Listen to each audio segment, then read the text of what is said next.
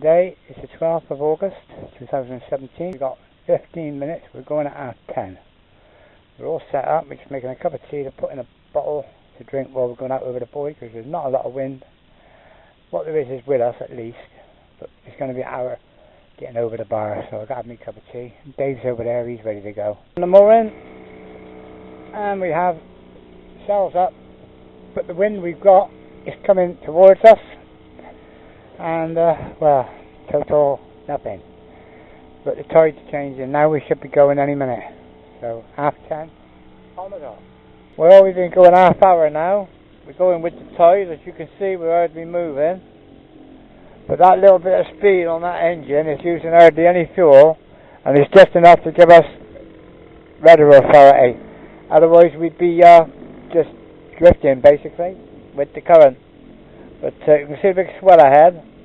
I got to decide now with what wind I've got, or a slight breeze, whether to go straight over the back of the bar or whether to follow the boys out. I've got to make my choice as I approach them. This is the bar on a day when there's no wind, and I'm with an outgoing tide, and I got hardly any power engine wise. I'm liable to get soaked any minute. I've got nothing on the sails. The sails are just banging about. This is a fucking joke. Well, it was going to be such an easy sail out today, but now we're going into the wind. So we've got to cut across the bar anyway. And I don't know if Dave's still going to Clovelly, but we'll see. We'll stay together. He's still on his engine. No engine! We're all sat on the front there, all in a row. Should have a fishing rod each.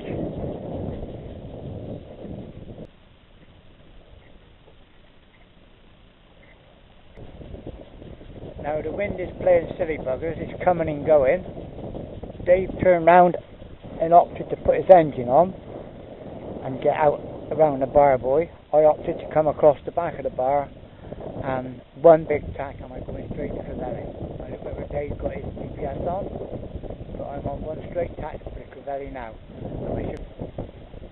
Well, just looking at the time, we left our port, we actually anchored off just slightly before 10:30. We haven't even been going 2 hours yet, and we're a third of the way down to Clovelly. We've got 6.4 miles left to go. I could be tacking straight towards her, but it'll be slow, so I'm going slightly off angle, and I'm getting 4 knots rather than 2. And in a minute I'll tack back to Clovelly that side. So fingers crossed, we're not doing bad for an hour and a half out really. The sat nav and the GPS doesn't know currents, I do. Just coming up to 2.5 hours, and we're 3.6 miles from Clovelly over there. Dave's gained a little bit on us, but I don't know if he's had his motor going, or normally my boat's faster than his, but never know, in different wind conditions and sea conditions. Here we go. There's Clovelly anyway. And there's my one dog. My number 2 dog, he's the bitch, and my other guy is in here. Where are you two, Samuels? There he is, little black devil. I can hardly see you on the video. Yeah, rascal, you are. Clovelly's coming up, Samuel.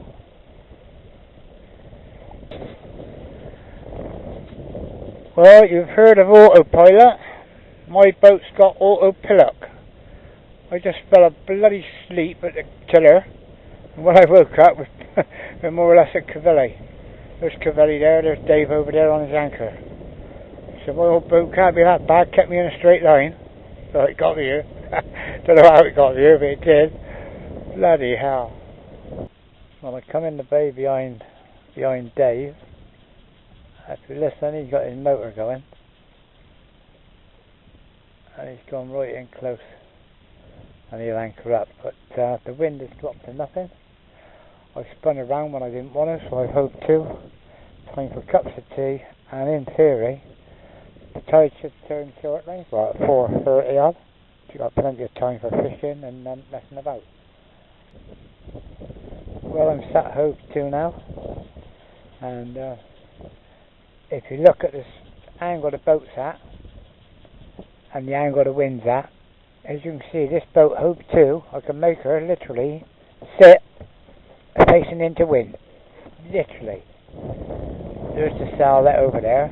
If I pull that sail in now, the boat will spin round there because that sail will overpower this one. But because this sail has got max power and the engine's in the drag on the back, we're sat facing the wind, which is perfect for fishing. If I want it a bit smoother, I'll pull that sail a little bit tighter and we'll spin round a little bit and we'll sit gentler. But for now, I'm quite happy sat here. We've had our dinner, so Eva's had a bite to eat, Sam's had a bite to eat, and I've had a cup of tea, and I'll have another cup in a minute. This is what sailing's all about. Peaceful, on your own, nobody pissing you off. The trouble is, no fishes are biting. Little buggers. Well, after that nil wind take-off this morning, we got down to Clovelly and fished for a while. I'm still fishing now, towing a bloody great lure now. And I've just done my calculations for going in tonight. And it's great we can go in over the bar before dark. I can go up to the buoy before dark. But I can't go on the buoy before dark because there's enough water. So I can't go on the buoy till about 10 o'clock and gone. So I am going in the dark. I might have to go up on my deep water mooring, my deep water mooring. That'd be easier to find, and then come back on the other one in the morning. Still, it's nice out here today. The sun ain't out, but it's warm enough. Mind you, I got a little kit on today. Dogs are in there, sleepy. Still, nice steady slog up the hill now. Get headed for home. Well, we've been trawling the line now. We must be like a walking speed, and we're not going this best speed we can, mind, but we're trawling a lure and we haven't caught a bloody thing. So we're out in front.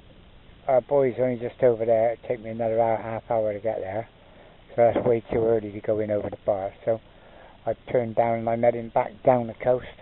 Dave's just left Clovelly. He's on his way up. You can see him, a dot in the distance. But he's got his motor on because they're going slow. So as long as we're up out in front of here ready for the bar, we can go in any time we want basically. Nice quiet calm day. I've been asleep most of it. Or something like. Still.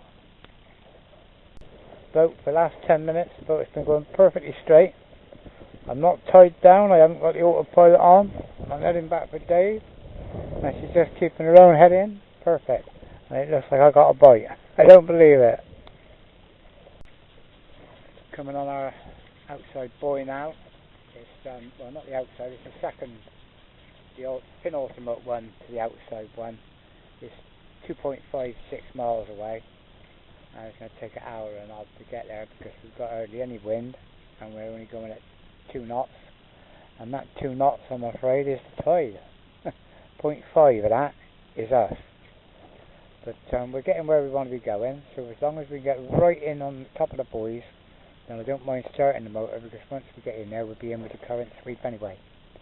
So we'd have the current helping the motors, save the fuel. In the meantime, hold on to your hats, boys. Now we're just on our last run. There's the outer buoy. There's the second inner buoy. I'm aiming to go in between the two inside buoys there. And we're going to get there in 37 minutes time, which would be 10 past 8. That's 2 hours and 20 minutes before high water, which should do me nice. Look, you can see I've already got any wind. That'll do me nice onto my big central buoy. Cup of tea on the way in. Dave's going for a safety shot and he's playing the second from last buoy out, whereas I am going to jump the gun and go to the middle of the other two, which looks a bit silly, but it's not, because by the time we get there it will be like 2 hours 20 minutes before high water, which should be plenty. And when you think we're going that way and the exit in is over there, I want to get picked up. As you can see, there's no wind. We've got 2.2 knots, 5 knots of that, 5.5 of that is the current. So I want to get in the current and get swept in up that channel. So I want to go in as early as possible over that bar there. As you can see, we got next to no wind. I'm barely moving. Dave has pulled ahead of me, but he's going better attack angle with the bit of wind we got. But in a minute he got to turn dead downwind, which in theory should match up to what I'm getting straight through there. Over the side, and we're in now. Now we're running down the channel. Dave and that pulled ahead, but as I say, I cut myself one mother long lot off my journey. But they're all on motors, they got power to go popping on. My motor, as you see, is really fast. No, it's perfect, that do me. I hate using the motor really. So here we are, nearly home. Well, that was a neat trick just now. I come into here and I was just going to zoom in and see where the big rock was. And as I went to zoom in, bang, I hit it, I landed on top of him. Thank God I was only there for half a minute and the tide lifted me off. Well, I pulled myself off with my motor. But I did bounce about 2 or 3 times, so I'm just hoping I haven't damaged the bilge kill. I doubt it, they can take quite a bit of beating. But we're coming round now to our mooring. We're hoping we got a mooring to go on. If not, I'm going to have to moor on my big emergency mooring up at the top. So for now, I'm going to get autopilot on, get these sails down, and get over to the mooring. And take me time, it'll be deeper the longer I take to get there. Anyway, we're in safe.